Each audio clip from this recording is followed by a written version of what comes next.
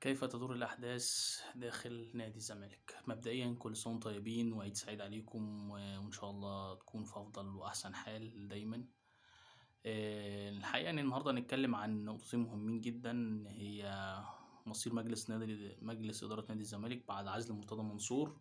طبعًا القصة اللي كلكم حضراتكم عارفينها، إن تم عزل المستشار مرتضى منصور من رئاسة نادي الزمالك، وحكم بطلان إن هو يرجع تاني للمجلس، وإن هو مش من حقه كمان يترشح للفترة القادمة، أو إن هم لما يجي يعملوا استفتاء أو يعملوا انتخابات تكميلية، مش استفتاء عفوا، انتخابات تكميلية على منصب الرئيس ومنصب نائب الرئيس، لأن طبعا انتوا عارفين منصب نائب الرئيس كان فاضي بقاله فترة من قبل موضوع المستشار مرتضى منصور.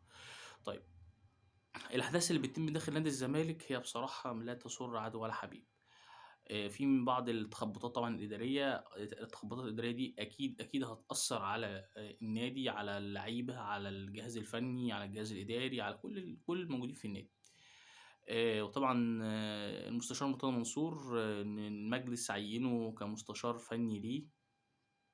طبعًا دي حاجة يعني إيه، أغضبت وزارة الرياضة، إن لأ كده مش هينفع، إن المفروض أصلًا أنت قرار عزلك أنت مش هتبقى موجود، وبعدين هييجي دلوقتي يتعيّن رئيس، هتعمل انتخابات وهتعيّن رئيس للنادي ونائب رئيس. طب النائب الرئيس والرئيس دول هييجوا ومرتضى منصور موجود في المجلس، حتى هو لو كان مستشار، فهيحصل تخبطات إدارية بين ده وبين ده وبين ده.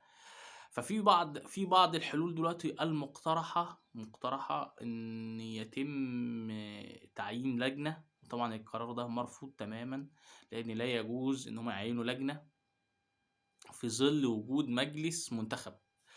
هو أيًا كان، هو مرتضى منصور اتعزل، ومنصب نائب الرئيس كان تم قدِّم استقالته من فترة كبيرة جدًا، يعني بقى لها فترة كبيرة. بس في مجلس فيه أعضاء منتخبين، فلا يجوز إن هم يتحلّوا إلا وهم قدّموا استقالتهم. الصراحة كنت من فترة كده كان في بعض ال الكلام المتداول داخل مجلس نادي الزمالك، إن هم المجلس بالكامل في حالة عدم رجوع مرتضى منصور تاني داخل نادي الزمالك، إن هم هيقدّموا استقالتهم. في الحالة دي كان وزارة الشباب والرياضة هتعيّن مجلس عشان أو مش مجلس، هتعيّن لجنة عشان تدير الانتخابات. حتى الآن هو وقّع الوضع على ما هو عليه. إحنا مشكلتنا مش في موضوع المجلس، أو إحنا مشكلتنا إن القرارات التخبُّط الإداري ده بينعكس على فريق الكورة. يعني على سبيل المثال، إحنا عندنا عايزين في لعيبة، إحنا عايزين ناخد قرار فيها إذا كنا هنمشّيهم أو هنشوف بدايل ليهم أو هنقعّدهم. ففي لعيبة كتير جدًا تحت المفروض يبقى في يعني إيه، زي ما نقول هيكلة إدارية عشان نقدر نحدد مين اللي هيقعد، مين اللي هيمشي، مين اللي هيكمّل معانا، مين اللي مش هيكمّل معانا. تمام. أوسيريو بصراحة عامل شغل كبير جدًا، انضباط، فرض سيطرته على الفرقة، ودي حاجة كويسة جدًا، جدًا، جدًا، وإحنا يعني نتمنى إن هي تكمل على خير، يعني نتمنى إن إحنا اللعيبة تساعده، لإن اللعيبة خد بالكم يا جماعة العامل الرئيسي في الشغلانة دي، في المهنة دي. اللعيبة ممكن تفشّل أي مدرب، ممكن تنجّح أي مدرب، في لعيبة ممكن تمشّي، ممكن تكون سبب في سوء النتايج، في لعيبة ممكن تكون سبب إن اللعيبة التانية ما تكونش متجاوبة مع المدرب. فدي حاجة إحنا برضه يا جماعة يعني من خلال تجارب سابقة إحنا لامسينها وفاهمينها كويس جدًا.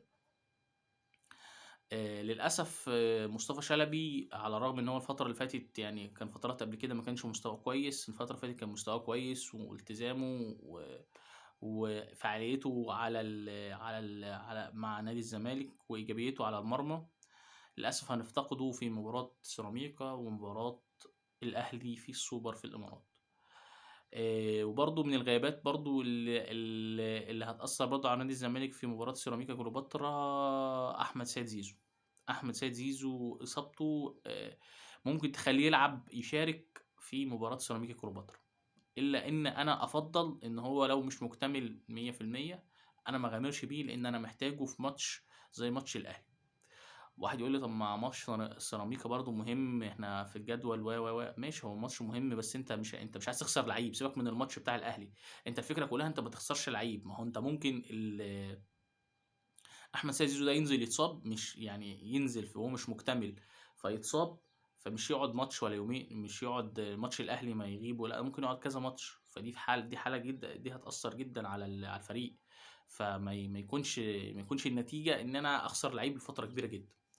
طيب من الغيابات برضه الاستمرار غيابه بقى لنا فترة كبيرة إن إحنا عندنا باك الشمال فيه مشكلة، إن أحمد فتوح لمّا بيغيب ما فيش بديل ليه، عبد الشافي مصاب بقى له فترة، عبد الله جمعة لمّا نزل فترة وشارك كان مستواه مش قد كده، وفي نفس الوقت هو اتصاب، يعني هُم الاتنين عندنا الباكين الشمال البدلاء اتصابوا. فللأسف الشديد يعني إحنا المفروض يبقى في بديل لأحمد فتوح في المباراة القادمة، يعني وده من خلال أوسيريو يعني شايف إن لأ، إن في لعيب لازم يبقى موجود مع حاتم سُكّر، يعني قال إن حاتم سُكّر وجوده مش يعني هو مش مُعترض عليه، وإن هو شايف إن هو إضافة ولعيب شاب وعنده إمكانياته، بس هي الفكرة كلّها إن إحنا عايزين حد يكمّل مع حاتم سُكّر، ما أنا مش هاعتمد على واحد بس، أنا عندنا الجبهة الشمال دي قوية، مش عايزين نخسر الجبهة الشمال، إن إحنا يكون عندنا ناقص في ظِل إن إحنا عندنا تلاحم مباريات الفترة القادمة، وعندنا بطولات، عندنا بطولة عربية وهنشارك في كاس مصر مش عارف هيتلعب إمتى بصراحة لحد دلوقتي، بس كاس مصر هيتلعب يعني في كلتا الأحوال كده كاس مصر هيتلعب. فمن ضمن برضه اللعيبة اللي هو حتى الآن ما ادّاش تقييم ليها هم اللعيبة الأجانب. طلبوا الكلام طلبوا رأيه في حمزة المسلوسي هل يتم التجديد ليه أو لأ، لإن حمزة المسلوسي عقده بينتهي السنة دي، عقده بينتهي حمزة المسلوسي السنة دي. في ناس في النادي الناس منقسمين، في ناس شايفين إن هو بيأدّي مواسم كويسة على بيحصل له فترات دروبات، ولكن هو يمكن أفضل بديل في ظِل إن في الدوري المصري ما فيش فيه حد مميز، ما فيش فيه لعيبة كويسة غير أنا أشوف يعني 2، 3 لعيبة مش هاقول أسمائهم برضه عشان الوكلاء بيفضلوا بقى يشتغلوا على الأسماء، ولأ ده نعرض على نادي الزمالك وعايزين 90.000.000 و80.000.000 والكلام الفاضي ده. أنا عن نفسي بافضّل إن لو إحنا هنشوف بديل باك يمين، أنا أشوف أطلّع حد من الناشئين، أطلّع حد من الناشئين واشتغل معاه واطوّره ويبقى عندي باك يمين أساسي. في بعض الناس في المجلس وأنا من ضمنهم يعني، أنا شايف يعني دي وجهة نظري أنا برضه إن هُم شايفين إن حمزة البسوسي ما ينفعش ياخد مكان أجنبي في الفريق، وأنا أدفع له بالدولار في مقابل إن هو أداؤه زي أداء أي لعيب مصري موجود، وممكن ما عندوش النزعة الهجومية اللي موجودة عند باكات يمين كتير، هو دفاعي ممتاز جدًا وفي طريقة 3-5-2 ممتاز جدًا، جدًا، جدًا، فهُم شايفين إن أنا أخسر ليه أجنبي، يعني أخسر ليه مكان أجنبي عشان عشان حمزة المسلوسي، في حين إن أنا محتاج تدعيمات في أماكن كتير جدًا.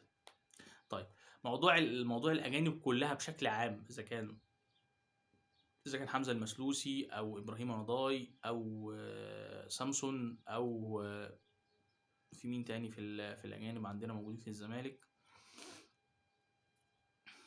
تمام، الموجودين دول أجانب، هو الموضوع كلّه مع أوسيريو بيقول لك لأ أنا اللي هاقيّم وأنا اللي هاقول مين يقعد ومين اللي هيمشي، وأنا اللي هاقول مين اللي هييجي.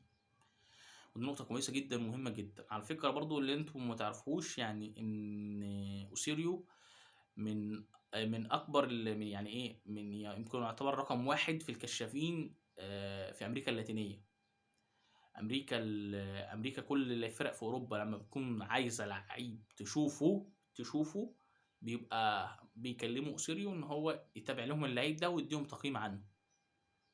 وكذلك الأمر في أفريقيا، يعني هو يعني عنده علاقات في أفريقيا إن هو يشوف لعيبة كتير موجودة في أفريقيا، بحكم تعامله مع أمريكا اللاتينية، إن خلال الناس بيعرضوا عليه لعيبة وهو بيعرض عليهم لعيبة، فقصة إن هو الscouting وإن هو يشوف لعيبة وإن هو يقيّم لعيبة دي شغلته هو أساسية، أساسيًا هي شغلته هو. فأنا بصراحة أتمنى إن أوسيريو هو اللي هيجيب اللعيبة وهو اللي يقيّم وهو اللي يشوف احتياجاته للفريق، وهو ده بقى إحنا نرمي بقى الشغل ده بقى الفني للجهاز الفني، يعني ما يبقاش إحنا شغلنا إحنا إن إحنا نفرض عليه لعيبة، نقول له خُد اللعيبة الفلاني دي أصل الوكيل ده جايب لنا اللعيب ده فخُده شوفه، طب جرّبه، طب مش عارف إيه، فالقصة دي مش هتحصل، هو هيجيب لعيبة هو عارفها، هو هيجيب لعيبة هو شافها، هو هيجيب لعيبة هو يتحمّل مسؤوليتها، وأنا ده أفضّله. طيب إحنا دلوقتي مشاكلنا لحد ماتش السوبر هو إحنا هنلعب مباراة سيراميكا كليوباترا، مباراة سيراميكا كليوباترا يا جماعة مش عاوز الناس تحط عليها آمال كبيرة جدا، إن إحنا ممكن يعني إيه الموضوع ماشي. يعني إيه زي ما بيقولوا كده، ده ماتش يعني هنعدي بيه عشان نروح ماتش السوبر، لأن إحنا محتاجين كل اللعيبة، لأن مش مباراة السوبر دي بغض النظر هي قدام الأهلي، هي في أول في الآخر هي بطولة. فأنت بطولة محتاجها، إحنا جماهير نادي الزمالك محتاجينها، لأن مش هينفع تطلع الموسم كده يعني صليتي مليتي ما فيش ولا أي حاجة أنت خدتها السنة دي. فأتمنى من اللعيبة تساعد المدرب، تلتزم، تكون عند حسن الظن، تطبق اللي بيقول عليه، وإن الجهاز الفني والإداري يسافروا بدري جدا على الإمارات. أتمنى إنه بعد ماتش سيراميكا يسافروا الإمارات، ياخدوا وقتهم وقت الكافي لإن هم يستعدوا لمباراة السوبر. أتمنى التوفيق نادي الزمالك، وأتمنى الجماهير كلها تدعم الجهاز الفني واللاعبين والإداريين برضو الموجودين في النادي، مش عشان أشخاص، إحنا بندعم عشان الكيان، بندعم عشان خاطر نادي الزمالك، لأن إحنا في أصعب مرحلة في تاريخ نادي الزمالك. بشكركم جدا، وإن شاء الله نتقابل بعد مباراة سيراميكا، إن شاء الله يبقى لنا لقاء هديكم برضو آخر الأحداث والمستجدات اللي موجودة في النادي. شكرا جدا، والسلام عليكم ورحمة الله.